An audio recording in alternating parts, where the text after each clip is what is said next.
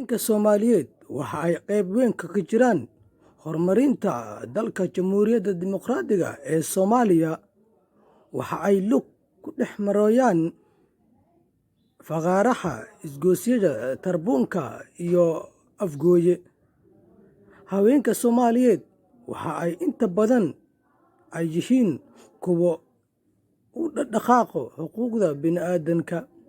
Haweenka Soomaaliyeed kacaankii Oktoobar 1969 oo xilligaasi haweenka Soomaaliyeed faqaraha bulshada ay ku dhawaaqayaan ereyo ka dhan ah horumarka dalka waa anaga weeye.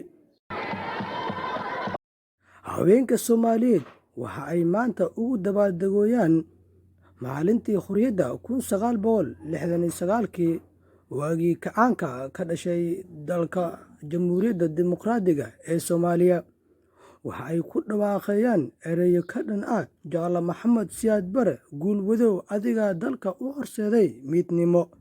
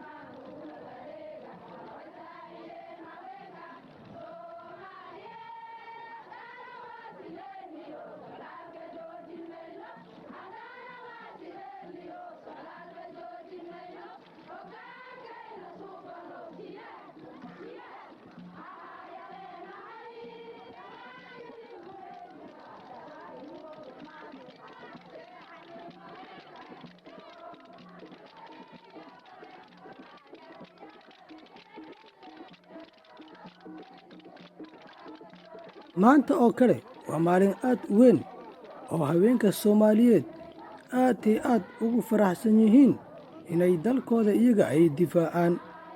Haweenka Soomaaliyeed waxa ay qayb weyn uga jiraan horumarinta dalka Jamhuuriyadda Dimuqraadiga ah ee Soomaaliya. Waagii kacaanka 1969 haweenka Soomaaliyeed waagaas waxa ay lahaayeen hidaha iyo dhaqan taasoo lagu soo minguuriyey